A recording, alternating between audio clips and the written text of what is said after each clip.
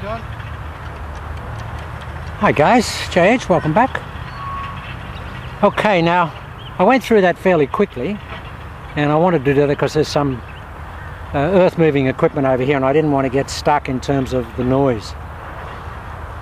But I'll just reiterate a little bit on it. Okay, we're open in the stance. We take the club on the body line, which is outside the target line, but it's only on the body line. We're not trying to take the club out there like that. We're just swinging it on the body line. Now as we're coming down, as we're transitioning, there's probably a fifth and a sixth ingredient as well, which you can put in. They're a little bit more important in the potion or the formula, but probably they would be called the fifth and sixth ingredient, maybe the sixth and seventh. Now the fifth ingredient, or maybe it's the fourth ingredient, because this is, the alignment left is 1, taking it back with the wrist hinge is 2, probably 3, is the driving vertically down of the right shoulder to the ball, basically in this fashion here.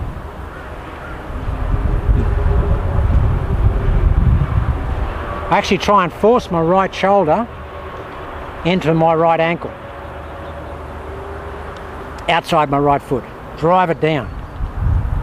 Now that will create this type of shoulder process, very vertical, which is what we saw in Trevino and Nicholas and Watson.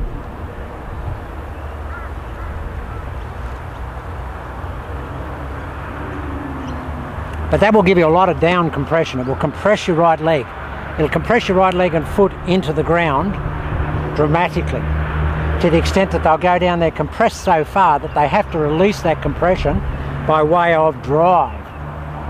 We've got dive here of the shoulder, and then we compress down into that right leg so much that the right leg wants to drive out of the ground.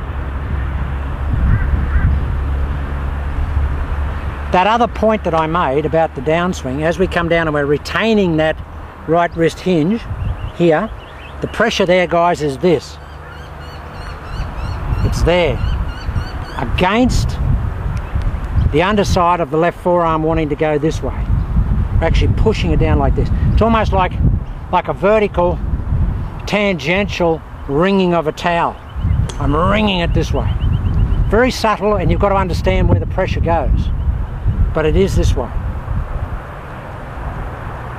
So, and one of my buddies, internet buddies, suggested that I do a Hogan slow-mo of the golf swing to give you an idea of what it basically looks like in mechanical application form. Now I'm not a good slow motion swinger like Hogan, and I can't assume the positions because I don't have a lot of torque and a lot of inertia on the swing, but I'll do my best.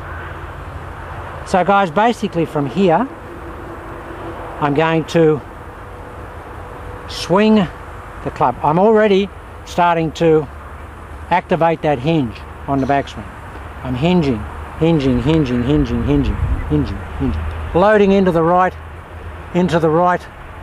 leg, starting down. I'm pushing the right shoulder down, vertically down, holding that right wrist hinge, turning that left forearm this way, holding that right wrist hinge, holding it, pressuring it down, turning that right wrist hinge.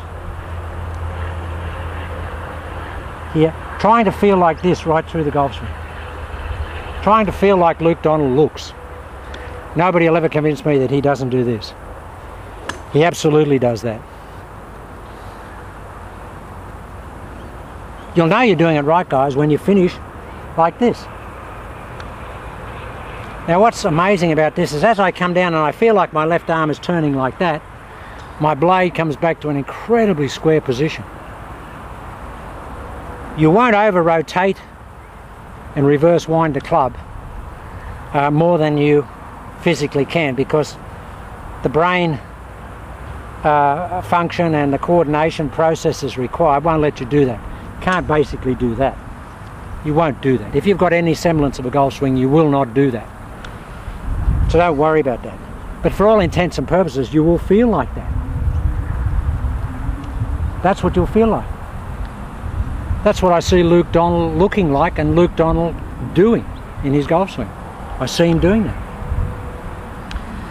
Now guys, when we talk about a formula for the golf swing, I'm talking about a formula for every facet of swinging a golf club and a putter. This whole process goes right through the game. Once we get that wrist hinge set there at address, in putting, for example,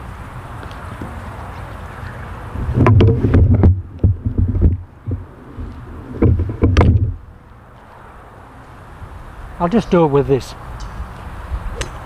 When we assume our putting grip, we've got our right wrist hinge there. We've established it. As we take back, we keep the pressure on the left forearm and we wind it. We just wind pressure into it. We don't wind it open, we just wind pressure into it. We keep the right wrist hinge going back. As we come through, we keep the pressure on the inside of that forearm like this, a la Rory McIlroy. I've watched Rory McIlroy to the nth degree.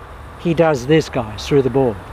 His first movement at the golf ball, he's here, he does a little forward press, he raises his wrist bone like that, and then he turns his wrist bone like that. And that's how Rory McIlroy putts.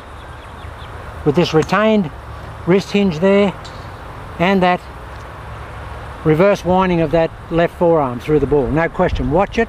I've seen it, I played it in slow motion, he absolutely does that. So you do that in your putting, so I can take it from putting straight away. When I get on the practice green, I've got that going. And I can just take that straight into my golf swing. Now guys, when we get in the bunker,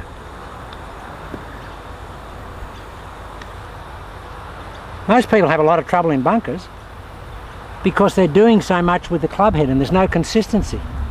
But if you have the same principle here, that we set the pressure in that left forearm, we're rolling it clockwise, we're holding the hinge, we're cocking it up. As we come down, we roll the hinge away, we roll the forearm away, we hold the hinge, and we hit it this way. We're applying an open club face with plenty of bounce and a pure directional strike on the golf ball. Now guys, that means that formula, that golf swing formula, I have for every facet of my golf swing. That's all I have to think about. I don't have a myriad of thoughts for a myriad of factions of the golf swing. There's no factional thinking. It's just one thought process, one formula, from putting to bunker play to chipping to hitting full shots. And in the rest of the videos today, I'll go through the whole gambit of it. Or the whole gamut. Is it gamut? Yeah, the whole gamut of it. And you'll see that this formula is applicable and applicable right throughout the golf swing. Now how good is that, guys? A formula for your entire golf game. Never been done before, ever. No one's ever had exactly the same thought principles for every facet of their game. I know they haven't. There are so many intricate, extraneous processes for different parts of the game. It's crazy. Drives us to despair. Unnecessary. I will do videos this week on the putting green and in the bunker that will show you how the system works. But I'll go away and come back now and I'll just show you a few of the aspects of the putting and the bunker play, even though we're not in the bunker, but I'll show you what we can do.